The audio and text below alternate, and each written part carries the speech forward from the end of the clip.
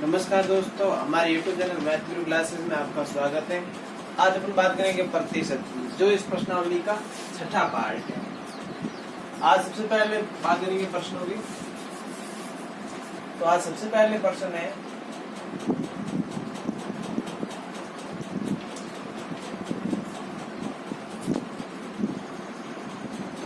%% और 20% की लगातार छूट की एकल छूट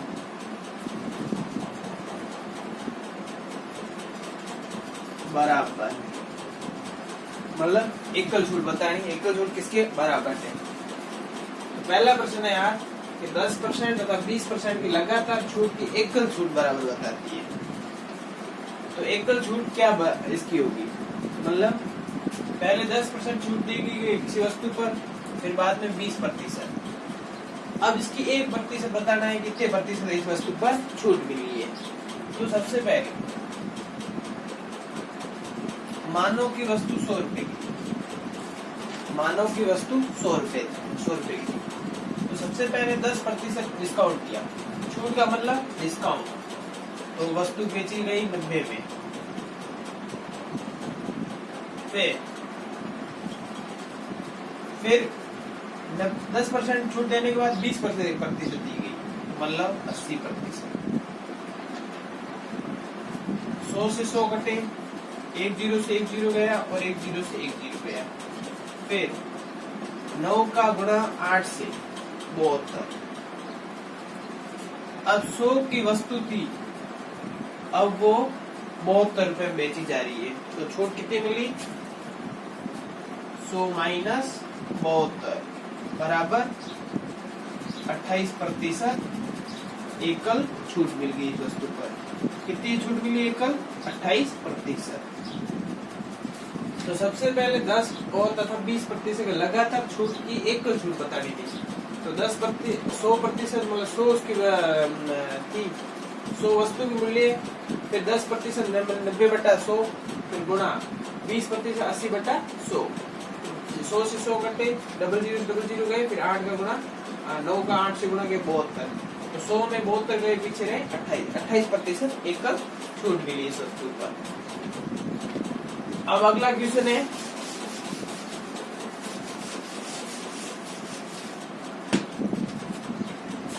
दूसरा क्वेश्चन है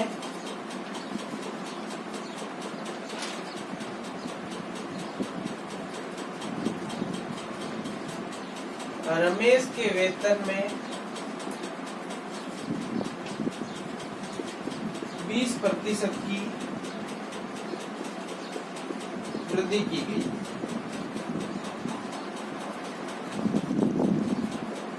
तथा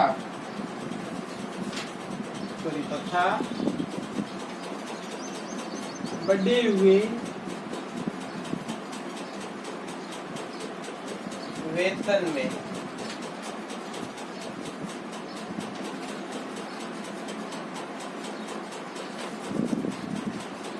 20% कमी की गई।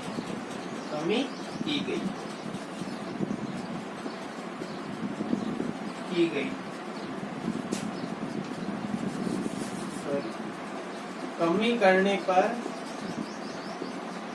पर रमेश को कितने प्रतिशत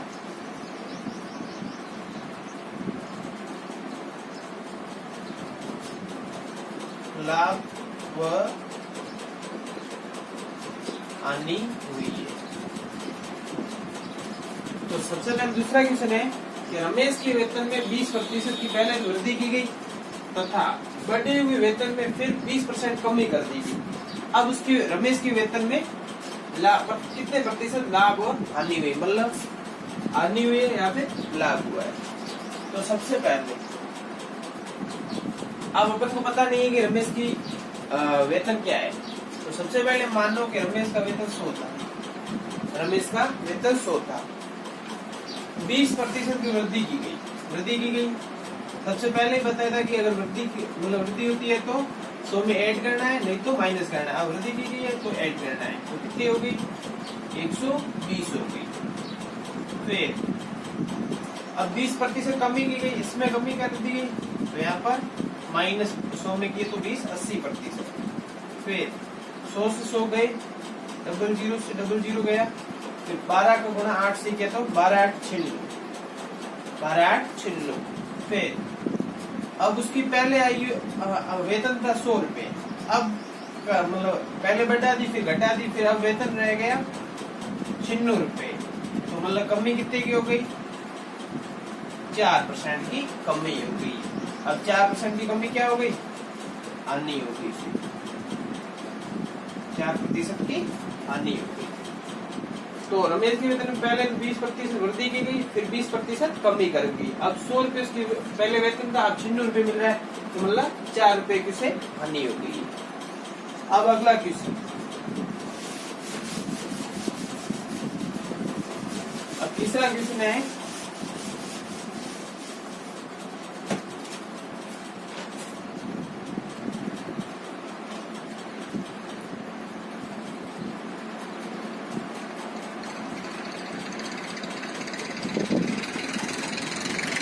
एक विद्यालय में लड़के तथा लड़कियां का अनुपात 3:2 है।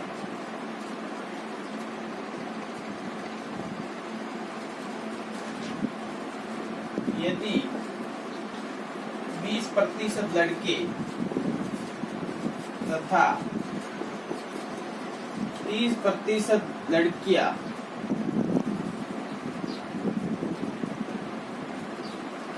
छात्रवृत्ति के लिए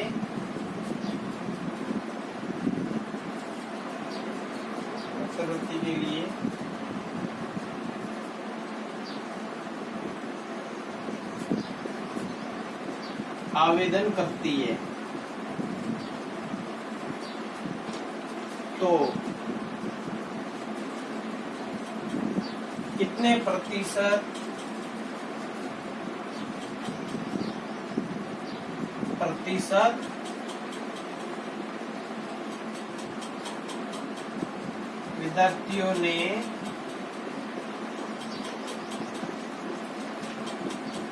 छात्रवृत्ति के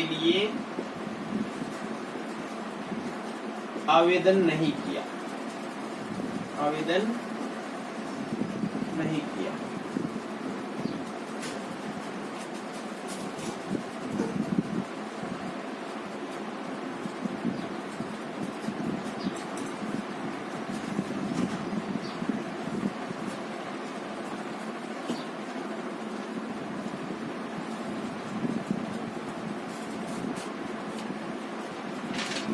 तीसरा क्वेश्चन है, एक विद्यालय में लड़के तथा लड़कियों का अनुपात 3:2 है। यदि 20% लड़के तथा 30% लड़कियां छात्रवृत्ति के लिए आवेदन करती है, तो कितने प्रतिशत विद्यार्थियों ने छात्रवृत्ति के लिए आवेदन नहीं किया है?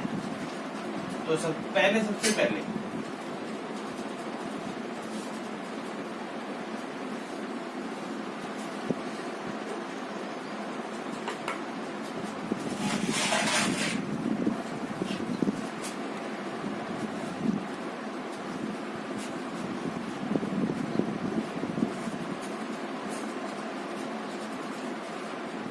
एक विद्यालय में लड़के तथा लड़कियों का अनुपात 3:2 है। यदि 20% लड़के तथा 30% लड़कियां छात्रवृत्ति के लिए आवेदन करती है, तो कितने प्रतिशत विद्यार्थियों ने छात्रवृत्ति आवेदन नहीं किया है? सबसे पहले लड़के और लड़कियों का अनुपात 3:2 है। फिर अब सबसे पहले इस अनुपात है, अपन को पता नहीं यहाँ पर कितने हैं, तो सबसे पहले यहाँ पर 300 और यहाँ पर 200 कर दो, यहाँ पर 300 और यहाँ पर 200 कर दो। फिर अब 20% लड़के आवेदन करते हैं, तो 300 का 20% कितना होगा? बराबर 60। 200 का 30% कितना होगा? बराबर 60। तो मतलब 120 लड़के तथा लड़कियों ने आवेदन किया है। अब कुल लड़के और लड़की कितने हैं? 300 और 200 500। कुल 500 लड़के हैं, लड़के और लड़कियां 500 है, और आवेदन कितनों ने नहीं किया है? 120 ने किया है, तो बाकी 380 ने नहीं किया आवेदन। अब प्रतिशत बताना, कितने प्रतिशत आवेदन नहीं किया है, तो गुणा 100 से। 00 से 00 गया, 5 का भाग इसमें पहले सबसे पहले 7 बार गया, पीछे रहे यहाँ 3, तो यहाँ पर 30 हो गई तो 6 बार गया।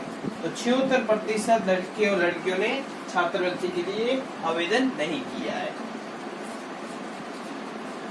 सबसे पहले यहाँ पर 3:2 में, तो यहाँ पर 00 मतलब 300 और 200 बदला, फिर इसका 20% निकाल 60 और इसका 30% 60, फिर 120 जिन्होंने आवेदन किया है, फिर आवेदन नहीं किया 380 ने, 380 इसके ऊपर आवेदन 500, फिर गुणा 76%। अब अगला क्वेश्चन है,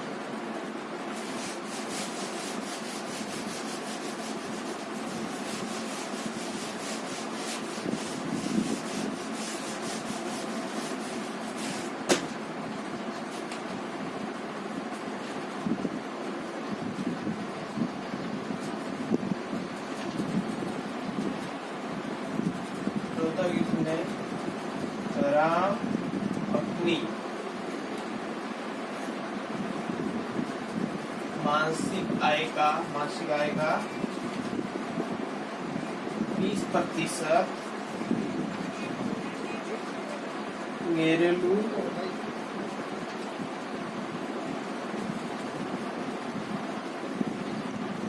आवश्यकताओं पर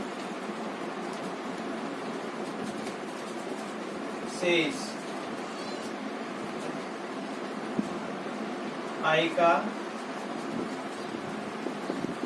15% पुस्तकों पर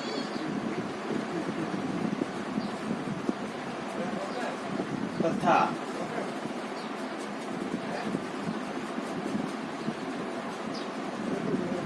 शेष आय का 30% कपड़ों पर खर्च करता है।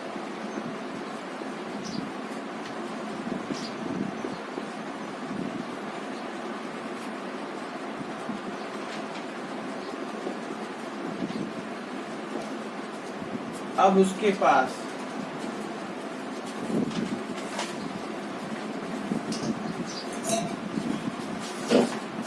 ₹920 बचते हैं।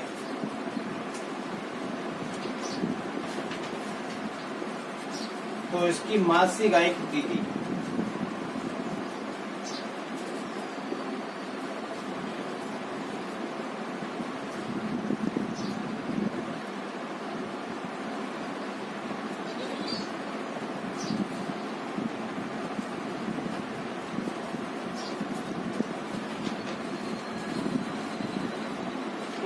चौथा क्वेश्चन है, राम अपनी मासिक आय का 20% घरेलू आवश्यकताओं पर, शेष आय का 15% पुस्तकों पर, शेष आय का 30% कपड़ों पर खर्च करता है। अब उसके पास 9,520 रुपए बचते, तो उसकी मासिक आय कितनी है? कितनी है? तो सबसे पहले मानो कि राम की आय 100 रुपए,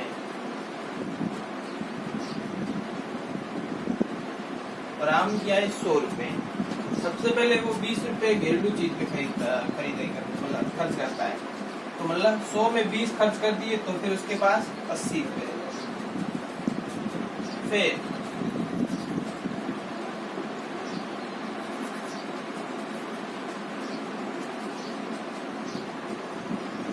बराबर 80।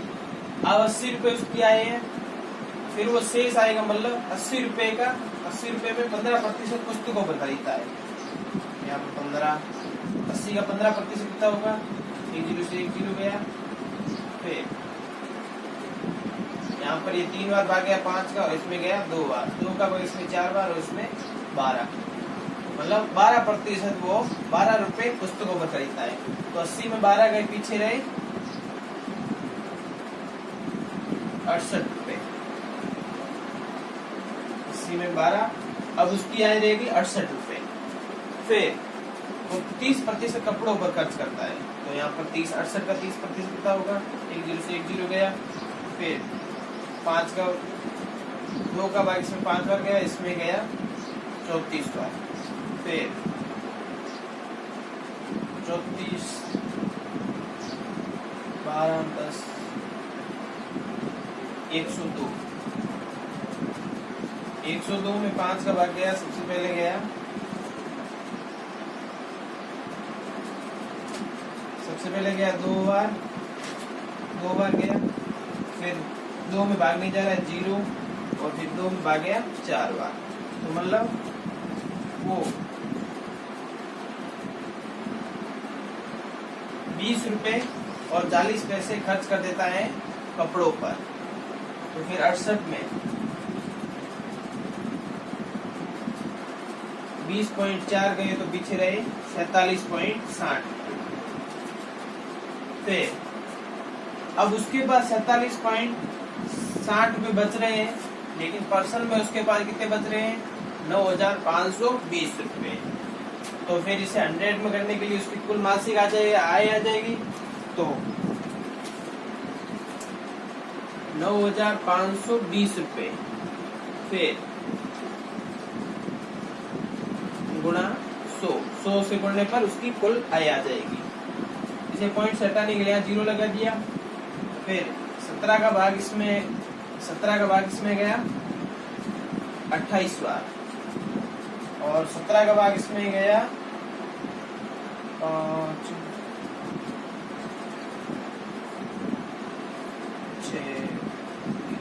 5600 बार गया। फिर 28 में 5600 का भाग गया 2 बार, और पीछे रहे 2 0, मतलब 200। फिर 200 का गुणा 100 से किया तो 20,000 रुपए उसकी मासिक आय है। तो 20,000 रुपए उसकी मासिक आय है। तो सबसे पहले राम अपनी आय मासिक आय का 20% घरेलू आय वस्तुओं पर, शेष आय का 15% पुस्तकों पर तथा शेष आय का 30% कपड़ों पर खर्च करता है। अब उसके पास 9,520 रुपए बचते हैं, तो उसकी मासिक आय कितनी है। तो सबसे पहले राम की आय मानो 100 रुपए है, उसमें 20 रुपए खर्च करता है, 80 रुपए बचते हैं।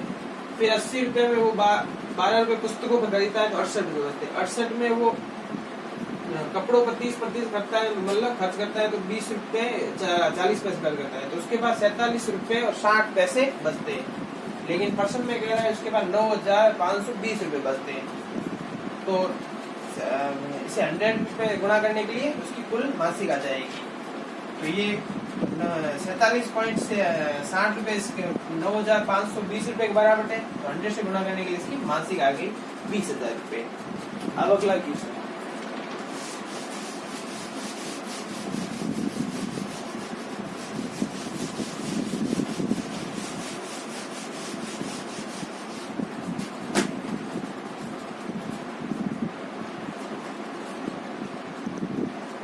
पांचवा क्वेश्चन है, एक व्यक्ति अपनी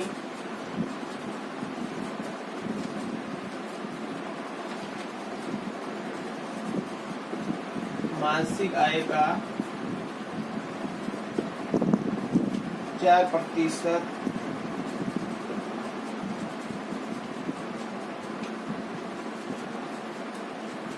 अनाथालय को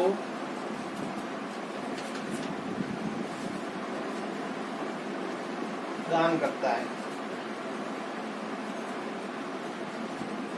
तथा शेष आय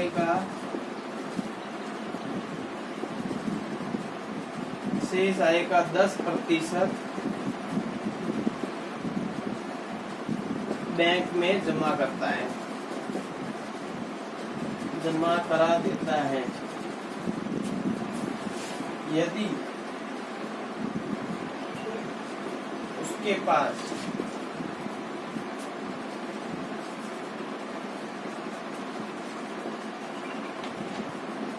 ₹10,800 बचे हो तो उसकी मासिक आय कितनी है। मासिक आय कितनी है। तो सबसे पहले एक व्यक्ति अपनी मासिक आय का 4% अनाथ पर दान करता है तथा शेष आय का 10% बैंक में जमा कर देता है। तो यदि उसके पास 10,800 रुपये बचे हो तो उसकी मासिक आय बतानी है। तो सबसे पहले मानो कि व्यक्ति की आय 100 रुपये, 4% वो अनाथ, 4%, सही है, अनाथालय में वो 4% दान करता है तथा शेष आय का 10% बैंक में जमा कर देता है। तो अनाथालय में कितनी इसने 4%, तो मतलब उसकी आय अब रह गई 96 रुपये। फिर 10%, 96 का 10% कितना होगा 9.6। फिर अब 96 रुपये में 9.6 माइनस किया तो 86.4 रुपये रह गए उसके पास। फिर अब उसकी आय ये बच रही है, लेकिन परसेंट में कह रहा है 10,800 रुपये बच रही है। तो इसे 100% करना है गुणा 100। यहाँ से 1 जीरो हटाना, यहाँ 0 हो गया। फिर